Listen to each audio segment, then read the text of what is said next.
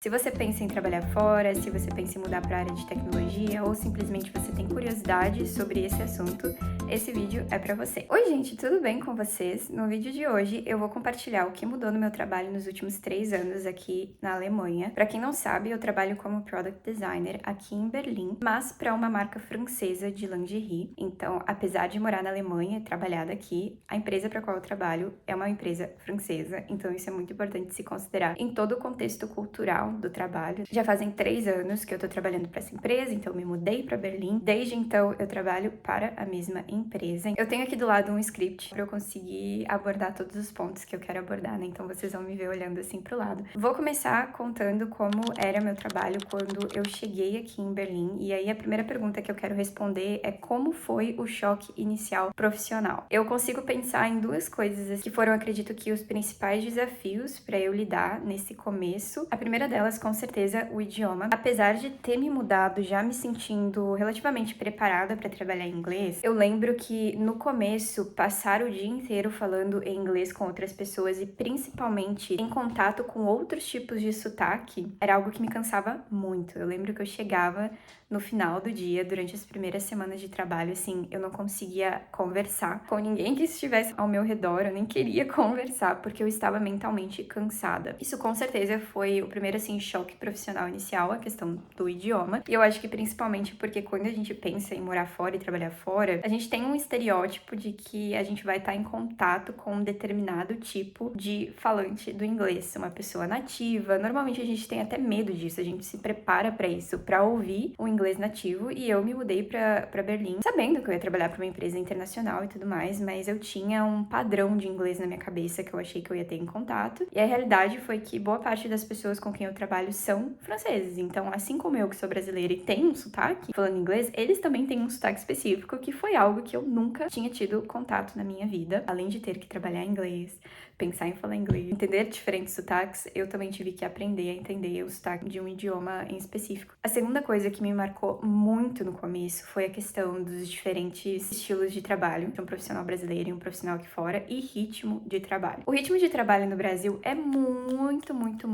mais puxado. A gente realmente dá muito mais do que 100% da gente. A gente sabe que para crescer na carreira, crescer dentro de uma empresa, você precisa se destacar, e se destacar vem com um custo. Então, no Brasil, a gente é muito acostumado a fazer muito. Aqui fora, o estilo de trabalho é diferente e as prioridades em relação a trabalho e vida pessoal também são muito diferentes. O europeu, ele preza por qualidade de vida muito mais do que a cultura brasileira. Pro europeu, esse negócio de ficar até mais tarde no trabalho, de ficar fazendo 300%, de ficar puxando saco, normalmente não é algo comum. As pessoas aqui, elas querem terminar sua jornada de trabalho e se dedicar aos seus hobbies, à sua família, à sua vida pessoal. Existe uma delimitação bem mais criteriosa entre sua vida pessoal e sua vida profissional.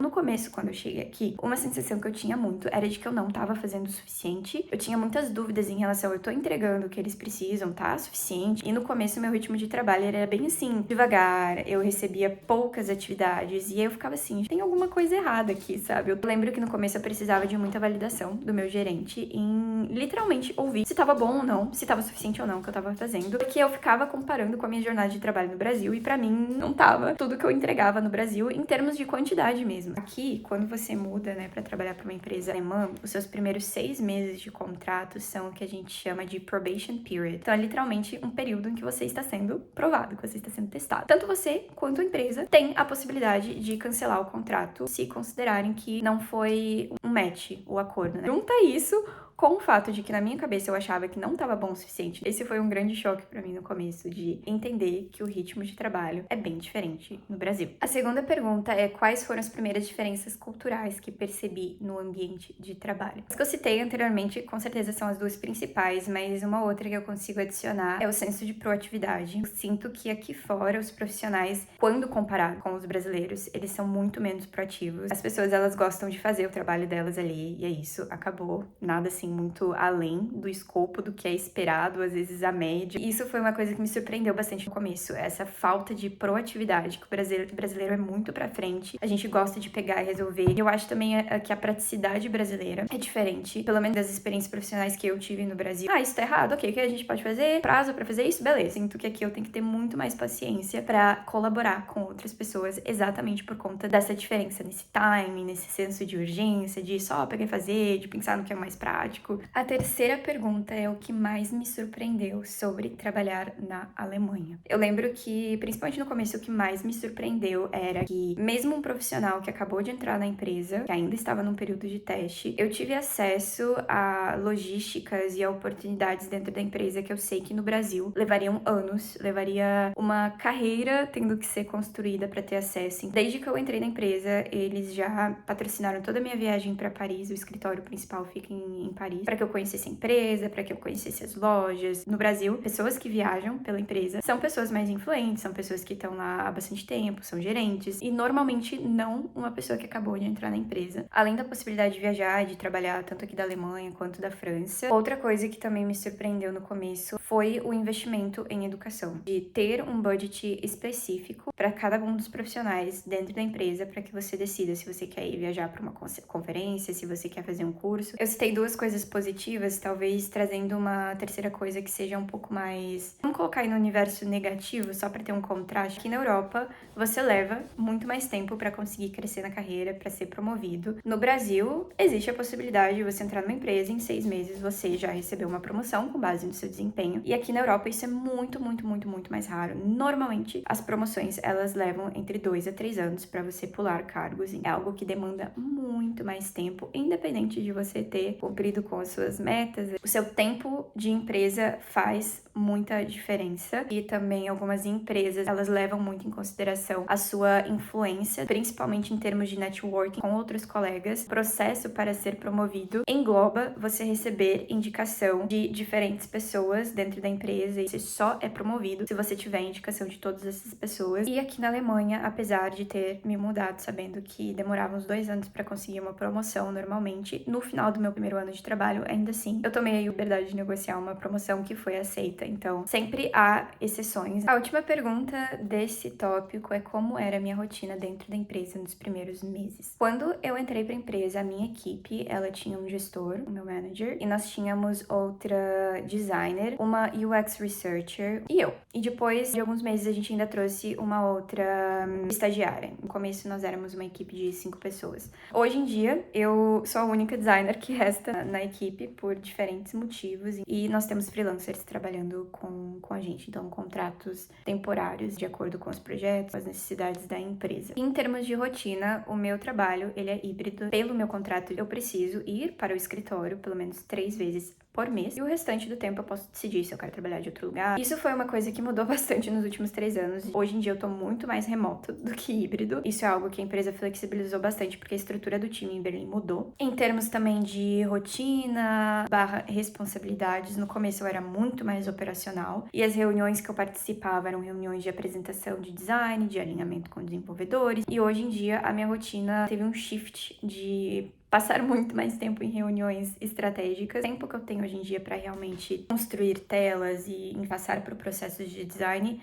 é muito mais reduzido. Vamos passar agora pro segundo tópico, que é as grandes mudanças que aconteceram no meu trabalho. A primeira pergunta é como minha equipe mudou. Bom, eu já antecipei na pergunta anterior. Teve uma sequência de pessoas que a empresa largou, pessoas que pediram para sair, contratos de estágio que terminaram. A UX Researcher, que trabalhava na minha equipe, ela também mudou para um outro setor. E essa também foi uma grande mudança, assim, no meu dia a dia de trabalho, porque quando eu entrei, nós trabalhávamos muito juntas, e isso é uma coisa que já não acontece no meu dia a dia. A segunda pergunta é como isso afetou a minha carga de trabalho e responsabilidade. Muito, principalmente no começo, quando todas essas mudanças aconteceram meio que ao mesmo tempo, a área ficou um pouco desestruturada e ficou essa dúvida de quem é responsável pelo que agora. Eu usei isso como oportunidade para me destacar e trazer de forma proativa e autônoma sugestões para a área. O que mudou nas minhas responsabilidades foi assumir um papel de gerência acoplado com um papel operacional em termos de carga de trabalho. No começo começo, isso aumentou a minha carga de trabalho. Algo também que eu aprendi ao longo dos últimos 3 anos, saber delimitar fronteiras pro meu trabalho. Então eu tinha claro na minha mente que eu não queria embarcar nessa jornada dupla de posições duplas dentro da empresa. Eu apresentei a proposta de como eu pensava em gerir essas duas direções, operacional e mais de gerência, e também negociei a carga de trabalho. A terceira pergunta são quais novas habilidades eu precisei desenvolver. Além da questão de saber gerir pessoas, de saber gerir processos, que foi algo que todas essas mudanças estruturais me impulsionaram a ter que desempenhar mais disso, eu diria que também duas coisas: ser mais objetiva e dizer não. Quando você começa numa área, normalmente você sente que precisa se provar muito,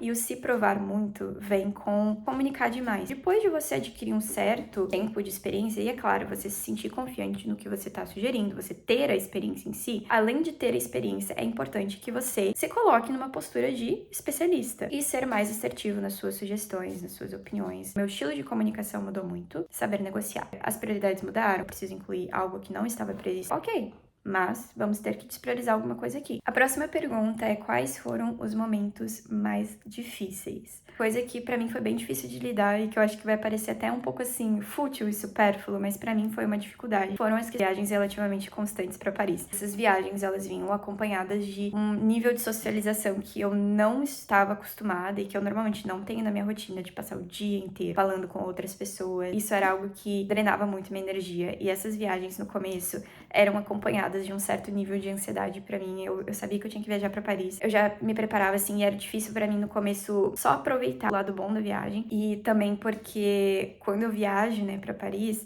eu estou no ambiente de trabalho deles, e como vocês devem imaginar, as pessoas que trabalham lá são francesas. Então, mesmo que existam algumas pessoas internacionais visitando a empresa nesses momentos, boa parte do tempo eles falam francês, e no começo isso pra mim era muito estranho, porque era realmente essa sensação de não consigo participar, não consigo me comunicar, sou um peixinho fora d'água aqui, eu não conhecia as pessoas tão profundamente na época, então assim, não tinha aquela intimidade, só me senti bem, sem precisar falar nada. Isso foi algo que mudou. Hoje em dia, se a gente sai pra jantar e o pessoal tá conversando só francês, eu tô assim, tomem seu tempo, porque esse é o meu momento que eu vou descansar, que eu não vou precisar falar nada. Então hoje em dia eu até gosto desses momentos, mas são coisas que a gente vai vivendo e a gente vai aprendendo a ver de outra maneira. Um segundo momento que foi sim difícil e desafiador foi ver a minha equipe mudar tanto no início desse ano. Isso é algo relativamente recente, né? Faz menos de um ano que tudo isso aconteceu. De ver uma das principais pessoas que trabalhava comigo e que é uma grande amiga mudando de área, então eu tenho muito menos presença e influência dela no meu trabalho hoje em dia. Ver o meu gerente saindo, ver colegas sendo despedidas, vendo contratos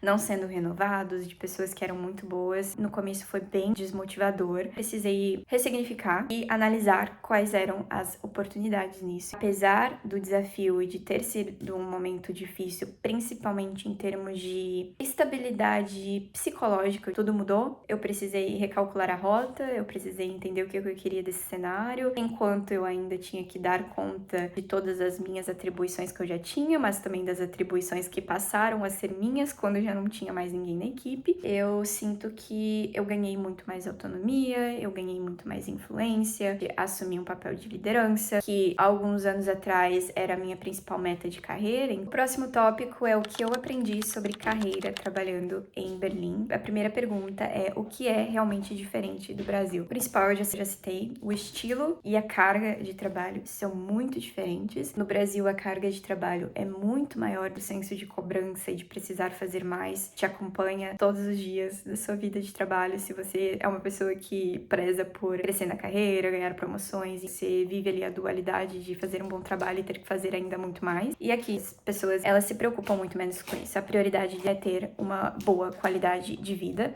E é claro que eu não posso deixar de citar que algo que possibilita que isso seja diferente é o fato de que aqui, mesmo na posição de estar começando a sua carreira, você normalmente já ganha relativamente bem para conseguir ter acesso a uma boa qualidade de vida. No Brasil, ter acesso à qualidade de vida vem acompanhado de ganhar muito, de ter um salário alto, porque o custo de vida é muito maior. No Brasil, muitas coisas que deveriam ser de acesso comum à população são privilégios. Então, cinema não é mais algo que qualquer pessoa consiga fazer, é caro. Você conseguir comer em restaurante, você conseguir fazer compras, são coisas que se tornaram muito caras no Brasil e que você precisa ganhar bem para conseguir bancar bancar esse estilo de vida. Enquanto que aqui você consegue comprar, você consegue adquirir, você consegue viajar, você consegue ir para outros países, você consegue andar de avião, você consegue morar sozinho, você consegue mobiliar toda a sua casa em poucos meses. Então, exatamente porque você já consegue aproveitar mais da vida, as pessoas, elas não são movidas tanto assim por crescer na carreira e ganhar muito mais. Elas têm um nível de contentamento que faz sentido. A próxima pergunta é: como as empresas aqui lidam com performance, entregas e feedback? Isso é algo muito específico de empresa para empresa. A minha resposta aqui é 100% focada na minha experiência com a minha empresa.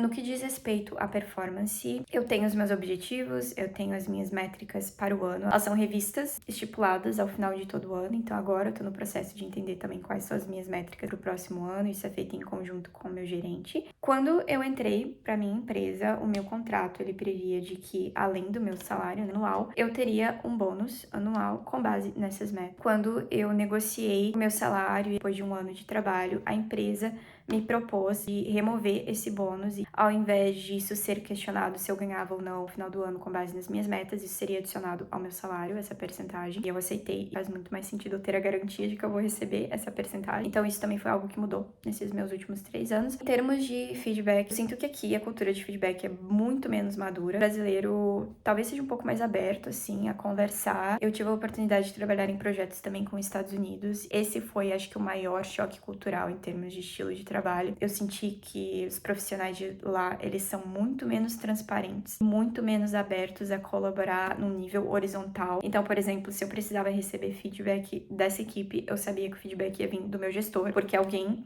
de alta hierarquia dessa equipe iria falar com o meu gestor e o meu gestor ia falar comigo. Não tem essa comunicação mais direta e eu sei que isso também depende muito, assim, de com quem você trabalha. Próxima pergunta, acho que é uma das minhas maiores reflexões do momento, que é o que mudou na minha visão de crescimento profissional. Eu sempre fui uma pessoa que sempre amei essa competitividade saudável do ambiente de trabalho comigo mesma. Não que eu não seja ambiciosa mais, mas a minha ambição definitivamente mudou, porque antigamente pra mim esse crescimento de carreira era algo que eu era muito fissurada e que eu dava 300% de mim pra conseguir chegar lá. É claro que eu também tinha o sonho de me mudar para o exterior, e isso vem acompanhado de um custo, de um esforço. Então, assim, na época fazia muito sentido, né, me desdobrar, assim, em 300% para conseguir chegar aqui. Não me arrependo, foi por conta desse esforço que eu cheguei aqui. Mas hoje em dia eu vejo o crescimento profissional de outra forma, porque eu já atingi muitas coisas que eu queria para mim. Hoje em dia, subir na carreira, para cargos muito altos, tudo isso vem com preço e são coisas que eu não estou disposta mais. Hoje em dia, para mim, crescimento de carreira é continuar fazendo um bom trabalho,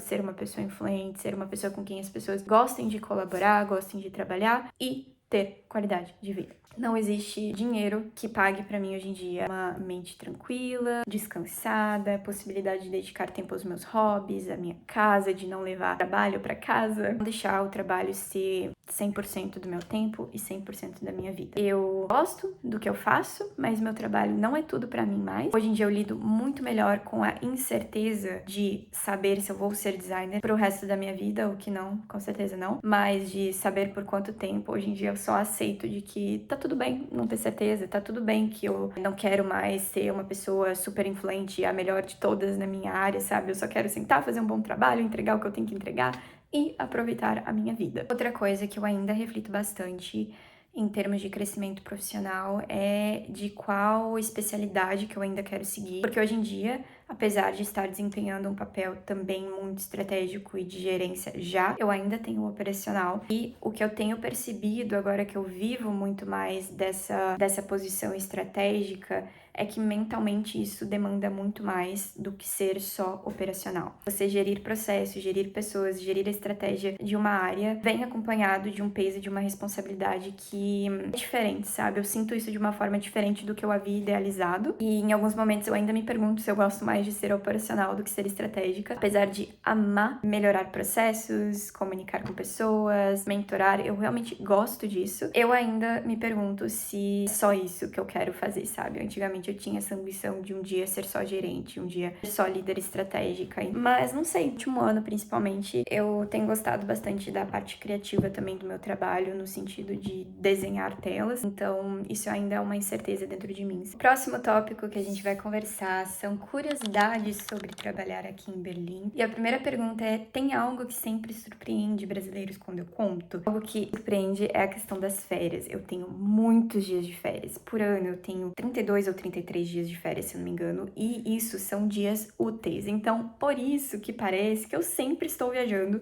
e sempre estou de férias. No Brasil, quando chegava o meu mês de férias, esse mês de férias era literalmente do dia 1º de abril ao dia 1º de maio, tipo, contando os fins de semana. E é a realidade da Alemanha, tá? Igual eu comentei, eu trabalho para uma empresa francesa e na França eu sei que eles têm um pouco menos de dias de férias do que aqui na Alemanha. Também na França, a carga horária de trabalho são de 35 horas e na Alemanha são de 40. A cultura de férias é diferente aqui, porque no Brasil a gente costuma pegar períodos longos de férias e aqui já não. O pessoal costuma pegar uma sexta-feira, uma terça-feira, uma quarta-feira, uma semana aqui, uma semana ali. E normalmente é o que eu faço também. Então, assim, eu espalho os meus dias de férias de acordo com o que eu quero fazer no ano. Às vezes eu quero só um fim de semana mais longo, então eu pego uma sexta e uma segunda, como vai acontecer nessa semana. Dá pra aproveitar aí os feriados mais. E outra coisa também diferente. No Brasil, a gente tem feriado de Natal no dia 25 e dia 1º. É isso. Na Alemanha, também é feriado no dia 24 e no dia 31. Tem esses dias a mais aí que eu não preciso tirar, né, do meu banco de férias. A próxima pergunta é: qual hábito alemão, francês, europeu do trabalho eu adotei sem perceber? Com certeza, o principal é desligar depois do trabalho. Pra não dizer nunca, eu acho que aconteceu uma, 2 vezes desse ano, quando eu passei por essa situação do time mudou, assim, do dia pra noite, que eu precisei ficar um pouco mais depois do trabalho, porque eu quis, ninguém tava me pedindo, porque eu quis organizar algumas coisas, mas isso é o que mudou. Eu não trabalho mais do que eu devo. Atendo as minhas horas de trabalho. O que não foi possível entregar hoje fica para amanhã. O que não foi possível entregar essa semana vai ficar para a próxima. Se eu recebo mais coisas para fazer, então nem tudo vai poder ser entregue. Isso, a mentalidade mudou completamente. Outra coisa que é muito diferente aqui é a questão de que eu sinto, pelo menos na minha empresa, as gerências, elas encorajam bastante as pessoas a tirar uma folga, tirar férias, quando elas sentem que necessitam. Ano passado, eu lembro que eu passei por uma fase difícil e eu tava zero cabeça para trabalho. Minha gerente, ela conversou comigo, ela falou: Aline, tira quanto tempo você precisar, porque a gente precisa de você bem. Outra curiosidade, apesar de eu trabalhar com majoritariamente franceses, tem outras pessoas de outros países, equipe, e eu consigo citar 2 contrastes. Francês, pra mim, tem um senso de humor, tipo de comunicação, muito próximo ao brasileiro, pelo menos das pessoas com quem eu trabalho. Outra parte da equipe com quem eu trabalho, de que vem do leste europeu, existem pessoas da Rússia, da Ucrânia, Bielorrússia, e pessoas que culturalmente são uma outra mentalidade, e óbvio que isso afeta, né, o trabalho. Então são pessoas muito mais diretas, são pessoas que não estão ali pra papinho, não são pessoas que querem saber se você tá bem, se você não tá bem, curiosidades da sua vida, como foi seu dia, elas não querem conversar, elas só querem trabalhar. Já aconteceram algumas situações engraçadas de que tem uma pessoa da minha equipe que todo mundo já sabe que ela é a pessoa mais, assim, mais antissocial. Não é por maldade, ela não é uma pessoa ruim. Ela só opera num jeito diferente e eu sei que isso é com base na cultura. Já aconteceu uma situação de que a gente foi no museu juntos e você entra no museu, você tá vendo lá as galerias e tudo mais, e a gente falou: a gente se encontra lá fora. Assim que terminar, né? Cada um terminar de ver aí sua exibição. No lado de fora, estamos todos esperando por ela, quando começa a demorar, né? E todo mundo fica assim: gente, será que ela ainda tá lá dentro? E aí uma pessoa da equipe resolve ligar e basicamente a gente descobre que ela nem estava mais lá. Ela terminou de ver a exibição e ela foi embora. Tipo, ela não avisou ninguém, ela só foi embora. Lembro que quando isso aconteceu, eu achei isso rude, eu achei isso mal educado, porque a forma de existir, a forma como eu fui criado, isso é falta de educação. O texto deles, isso é algo normal.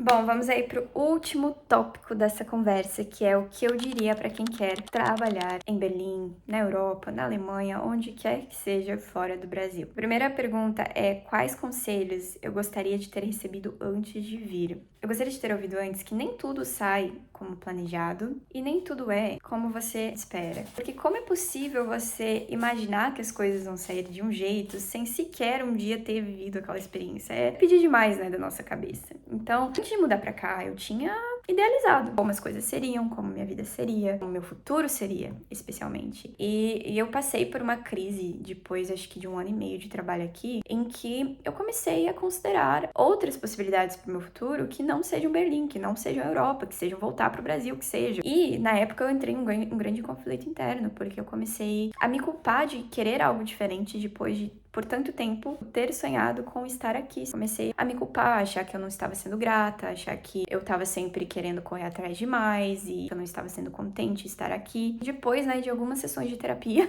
façam terapia, é muito importante, principalmente para quem quer morar fora, eu aprendi que tá tudo bem, sabe? Que tá tudo bem recalcular a rota, de que tá tudo bem ter vivido a experiência e depois de um tempo ter sentido que no momento isso vai bastar pra mim e que eu vou querer voltar pro Brasil. Só mais esse toque, assim, de racionalidade, de que vá aberta pra viver uma experiência diferente e pros seus planos mudarem. Não tente controlar tudo, não tente achar que tudo vai sair como seus planos milimetricamente calculados, porque não vai. E esteja aberta a ser flexível e recalcular a rota. A próxima pergunta é: o que ajuda na adaptação? Pertencer a uma comunidade, ter algum tipo de rede de suporte que ajuda. Eu sei que no começo eu não senti tanta falta do Brasil e não entrei em crise, em choque de meu Deus, o que eu vim fazer aqui, porque eu fiz muitos amigos, então tudo isso ajudou bastante a explorar os lugares e com certeza fazer terapia ajudou muito, porque em todos os momentos em que eu começava a questionar muito alguma coisa e a sentir que eu parava de aproveitar o presente por conta de preocupações com o futuro, a terapia me ajudou a entender como lidar com o trabalho, a entender como lidar com uma rotina diferente, a entender que eu não preciso ser boa em tudo aqui, a entender que eu não preciso falar alemão perfeitamente, que eu nem quero morar pra sempre na Alemanha, então eu não preciso ficar me estribuchando pra aprender alemão. Aprender que, sabe, existem muitas coisas que o que eu sou, o que eu faço hoje em dia, elas já são suficientes e não precisa de mais. A próxima pergunta é: qual habilidade, qual skill faz diferença real? Eu diria que não só para o trabalho, mas também para a sua vida pessoal em morar no exterior, é a capacidade de se adaptar. As pessoas são diferentes, o clima é diferente, o ambiente de trabalho é diferente, o que as pessoas te cobram é diferente, o jeito que as pessoas falam é diferente. Tudo é diferente e você tem que estar aberto a não ficar ali só é melhor, é pior, é melhor, é pior, é melhor, é pior e encarar as coisas como diferente. Se você conseguir encarar as coisas como diferente, você vai conseguir flutuar melhor entre as comparações de isso é melhor, isso é pior. Em termos de habilidades profissionais, o inglês é muito importante. Em Berlim tem muitas empresas internacionais que pedem só o inglês, mas ainda assim existem muitas áreas que o alemão é necessário, principalmente dependendo do tipo de serviço ou produto que a empresa oferece, vai precisar do alemão. Estudar aí se só o inglês é suficiente. Bom, gente, espero que eu tenha respondido aí várias dúvidas, curiosidades sobre as principais diferenças trabalhando aqui em Berlim nesses últimos 3 anos. Quero reforçar aqui a mensagem de evolução e mudança mesmo. A gente tem que estar aberto a essa evolução para conseguir desfrutar um pouco melhor de o que é que venha até a gente. E é isso, gente. Espero que vocês tenham gostado. Se eu deixei de responder alguma coisa e vocês quiserem compartilhar aqui nos comentários algo além disso que eu abordei que vocês gostariam de ver, de saber,